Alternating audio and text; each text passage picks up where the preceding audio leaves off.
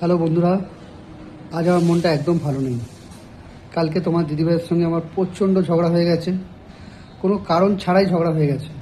এত ঝগড়া হয়েছে যে সে আজকে আমাকে ব্লক করে দিয়েছে। সে ব্লক করে দিয়েছে আমাকে। আমি ফোন করলে আর ফোন ঢুকছে না। ব্লক করার কি আছে বলো তো?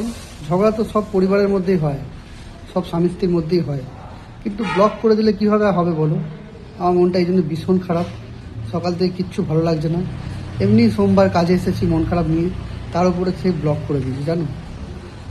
এই জন্যই আমি আজকে ভিডিওটা করছি, যে এই ভিডিওটা দেখে হয়তো তার মনটা একটু গলবে, হয়তো সে একটু ফোনটা খুলবে, আমার সঙ্গে একটু কথা বলবে।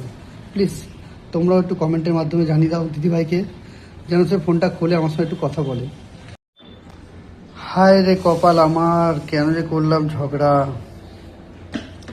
ঝগড়া করে তো নিজেই মনের দুঃখে বসে আছে এখানে, কথা বলার কেউ নাই।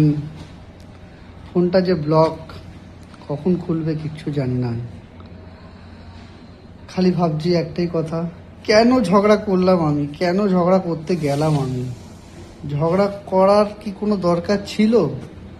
বাড়িতে তো ভালোই খেতে পাচ্ছিলাম, জামা কাপড়গুলো কেচে দিচ্ছিল, কোনো অসুবিধা ছিল না, শান্তিতে সংসারটা করছিলাম। একটুখানি ইগোর জন্য ঝগড়া করলাম, দেখো আজকে কি অবস্থা হয়ে গেল আমার।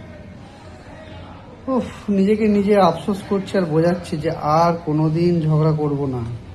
বউকে সবসময় মাথায় তুলে রাখবো। বউকে খুশি রাখলেই জীবনে সব থেকে বড় খুশি পাওয়া যায়, জীবনে সব আনন্দ পাওয়া যায়। বউকে যদি রাগিয়ে দাও তাহলে আমার মতো অবস্থা হবে।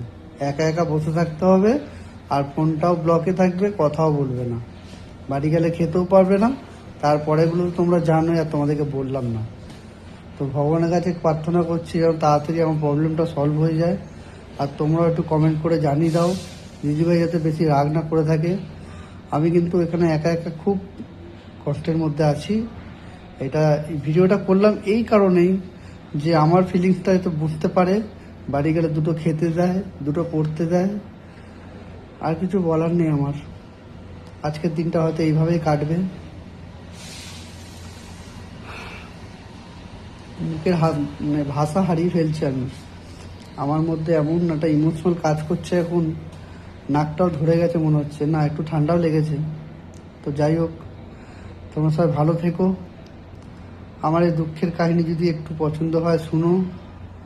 যদি মনে হয় দিদিভাইকে বলবে, রিকোয়েস্ট করবে, তাহলে একটু SMS এর মাধ্যমে, কমেন্টের মাধ্যমে তোমরা যা যা যুক্ত আছো আমাদের সঙ্গে, তারা একটু দিদিভাইকে বোঝাও যাতে ফোনটা ব্লক খুলে দেয়। আর কিছু বলার নেই আমার। ঠিক আছে বন্ধুরা, ভালো থেকো।